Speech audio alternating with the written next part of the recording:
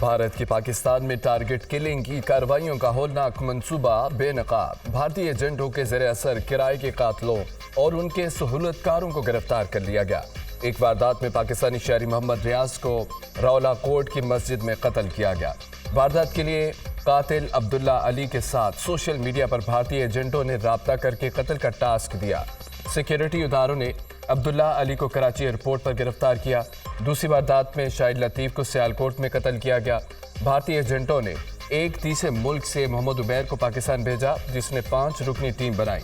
उमैर को भी मुल्क से भागते हुए एयरपोर्ट पर गिरफ्तार किया गया। भारतीय एजेंटों अशोक कुमार, योगेश कुमार ने कत्ल की वारदातें कराई। फाइनेंशियल ट्रांजैक्शंस के सबूत भी मौजूद हैं। हम फिलहाल 2 मुकदमात सामने ला रहे हैं। आलमी सतह पर भारत का मुहासबा होना चाहिए। हम अपने शहरियों के तहफ़्फ़ुज़ और खुद मुख्तारी के लिए पुरअज़्म हैं। कनाडा और अमेरिका में भी ऐसे ही केसेस सामने आ चुके। भारत को आलमी सतह पर इसका जवाबदा बनना पड़ेगा। सेक्रेटरी खारजा सारिस सजाद काजी की news briefing.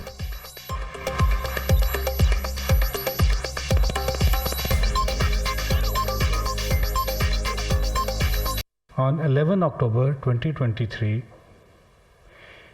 Mr. Shahid Lateef was assassinated outside a mosque in the city of Sialkot.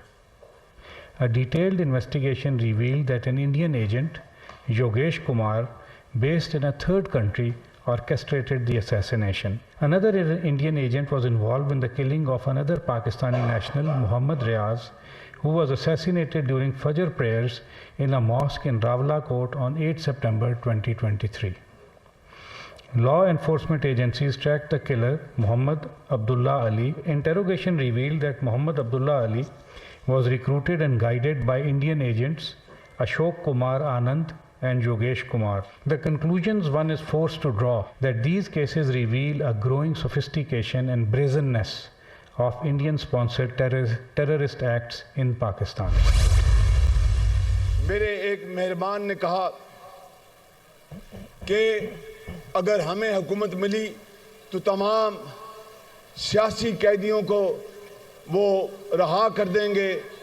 मैं उनको बताना चाहता हूँ अपने मेहरबान को कि नवाज शरीफ के दौर में 2013 से लेकर 18 तक ना इस्लामाबाद में ना पंजाब में कोई सियासी कैदी नहीं था। ये हमारा रिकॉर्ड है अल्लाह ताला के फज़ल व करम से। सियासी कैदियों की रिहाई का ऐलान करने वाले पहले अपने इलाके में निजी जेलें बंद कराएं। कई खानदान उन जेलों में बंद है और उनकी सुनने वाला कोई नहीं। नवाज शरीफ की वज़ारत उज़्मा में कोई सियासी कैदी नहीं था। अवाम ने 2013 में नवाज शरीफ को कामयाब कराया तो उनके खिलाफ साजिश शुरू हो गई। जिन्होंने लॉन्ग मार्च किया और जिन्होंने कराया उन्हें सब जानते हैं। लॉन्ग मार्च के दिलखराश वाक़े को अवाम कभी नहीं भूलेगी। पाकिस्तान की तरक्की मुल्क दुश्मनों से बर्दाश्त न हुई और नवाज शरीफ का तख्ता उलट दिया गया। 9 मई को भी पाकिस्तान के साथ दुश्मनी की गई। नून लीग इंतखाबात में कामयाब हुई तो मुल्क दोबारा तरक्की की राह पर चलेगा। किसानों को सहूलतें देंगे, नौजवानों को IT की तालीम दिलाएंगे। सदर नून लीग शहबाज शरीफ का मंडी बहाउद्दीन में जलसे से खिताब।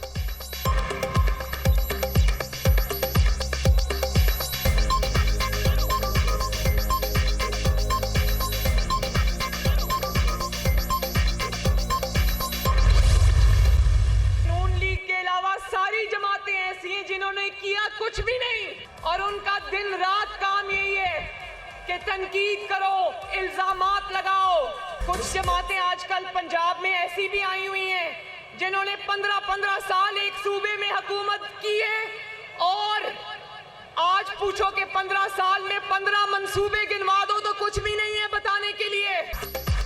पंजाब नवाज शरीफ पर तनकीद नहीं सुनता। नून लीग के सिवा किसी पार्टी ने कुछ नहीं किया। कुछ ऐसी जमातें हैं जिन्होंने एक सूबे में 15 साल हुकूमत की, उनके पास बताने के लिए 15 मंसूबे नहीं। 2018 में नाअहल किया गया, वालिद के साथ खड़ा होने की सजा दी गई। कायद नून लीग को जहां अवाम ने मैंडेट दिया वहां काम कराया। एक शख्स पंजाब में आकर कहता है नवाज शरीफ ने मंशूर नहीं दिया। कायद नून लीग ने बातें नहीं की, मंशूर दिया तो इस पर अमल भी किया। प्रेस कॉन्फ्रेंस में कागज नहीं लहराए। नवाज शरीफ का मंशूर ऑरेंज लाइन, अंडर पासिस है, NA 119 में घर है, इलेक्शन की इजाज़त लेने आई थी, आपने फैसला सुना दिया। मरियम नवाज का लाहौर में कारकुनों से खिताब।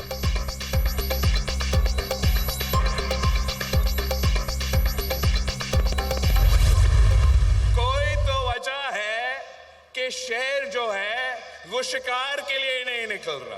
पहले आपने इनको इतना खौफज़दा देखा है? अपना उम्मीदवार चौथी बार वजीर आजम का इलेक्शन लड़ रहा है, वो तो कहता है कि उनका जो मंशूर है उस पे काम चल रहा है। अगर आपने शेर का रास्ता रोकना है, नून लीग का रास्ता रोकना है, तो आपको भी पाकिस्तान पीपल्स पार्टी के तीर पे थप्पा लगाना पड़ेगा। शेर कहता है कि कोई मेरे लिए शिकार करे और वोट का बंदोबस्त करे तो फिर वो बाहर आएगा। ये वो शेर है जो नौजवानों का खून चूसता है। आपने शेर का रास्ता रोकना है तो तीर पर टप्पा लगाएं। अगर आपने किसी और को वोट डाला तो वोट जाया हो जाएगा। आपने 8 फरवरी को तीर को कामयाब कराया तो मैं 9 फरवरी को उनको वापस लंदन भेज दूंगा। मेरे लिए ये हराम होगा कि मैं अपने दौर में कोई सियासी कैदी बनाऊं। हम तो पूरे पाकिस्तान के दौरे कर रहे हैं, लेकिन हमारे मुखालिफ घर से ही बाहर नहीं निकलते। आपने पहले कभी इन्हें इतना खौफज़दा देखा है? चौथी मरतबा वज़ीर आज़म बनने के ख्वाहिशमंद कह रहे हैं कि अभी मंशूर पर काम चल रहा है। मैं वज़ीर आज़म बना तो जापान से लेकर अमेरिका तक पाकिस्तान के नौजवानों को नौकरियां दिलवाऊंगा।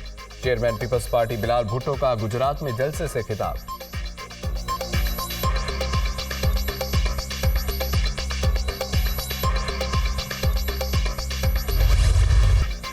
कानून के मुताबिक पीटीआई को बल्ले का इंतखाबी निशान नहीं दिया जा सकता।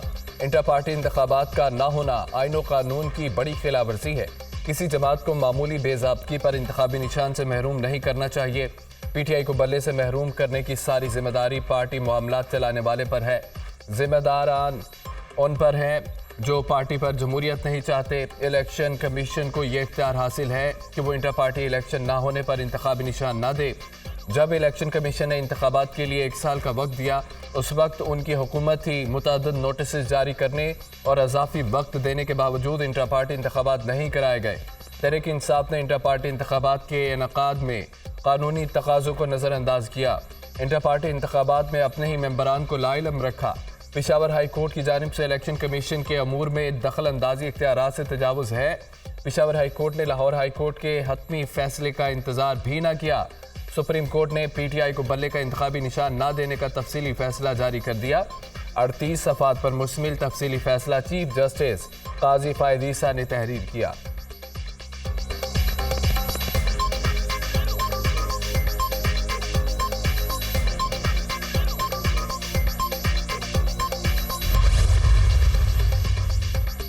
इलेक्शन कमीशन ने इंतखाबात में आर्म्ड फोर्सेस के लिए ज़ाब्ता इखलाक जारी कर दिया। सिक्योरिटी के लिए पुलिस दर्जा अव्वल, जबकि सिविल आर्म्ड फोर्सेस और अफवाज पाकिस्तान सानवी दर्जे की जिम्मेदार होंगे। बैलेट पेपर्स की छपाई के दौरान प्रिंटिंग प्रेस की सिक्योरिटी पर आर्म्ड फोर्सेस को तैनात किया जाएगा। बैलेट पेपर्स की डिस्ट्रिक्ट रिटर्निंग ऑफिसर के ऑफिस तक तरसील भी फोर्सेस की जिम्मेदारी होगी। वोटों की गिनती मुकम्मल होने के बाद आर्म्ड फोर्सेस इंतखाबी सामान रिटर्निंग ऑफिसर के दफ्तर तक पहुंचाएंगी। आर्म्ड फोर्सेस किसी सूरत इंतखाबी अमले की जिम्मेदारियां नहीं संभालेंगी। फोर्सेस के एहलकार बैलेट पेपर्स, स्टैंप और फार्म 45 समेत कोई इंतखाबी सामान अपनी तहवील में नहीं लेंगे। Presiding officer, polling agent, returning officer के काम में मुदाखलत नहीं कर सकेंगे। पोलिंग स्टेशन के बाहर किसी बेज़ाब्तगी की सूरत में आर्म्ड फोर्सेस कोई रद्द-ए-अमल नहीं देंगी। संगीन बेज़ाब्तगी पर मामला प्रिजाइडिंग ऑफिसर के नोटिस में लाया जाएगा। फोर्सेस पोलिंग के दौरान गैर जानिबदार और किसी सियासी जमात की हिमायत या मुखालफत नहीं करेंगी। मुजाज मुबस्सिरीन और मीडिया के अफराद को पोलिंग स्टेशन में दाखिले की इजाज़त होगी। इलेक्शन कमीशन का ज़ाब्ता इखलाक।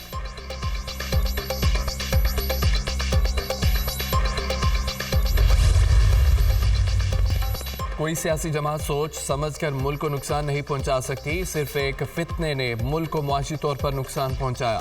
गुलाम इब्ने गुलाम हमें आज़ादी सिखा रहे हैं। सियासत चलाकी के साथ इक़्तिदार तक पहुंचने का नाम नहीं।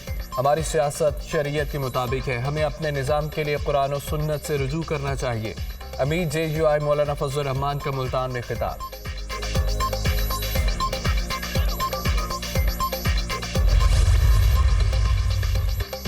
और कागजाते नामजदगी मुस्तरद होने पर चौधरी परवेज इलाही का सुप्रीम कोर्ट से रुजू। साबिक वज़ीर आला पंजाब की अपील पर आज समाअत होगी। जस्टिस मंसूर अली शाह की सरबराही में 3 रुकनी बेंच समाअत करेगा। बेंच में जस्टिस जमाल मुंतकिल और जस्टिस अतर मिनल्लाह शामिल।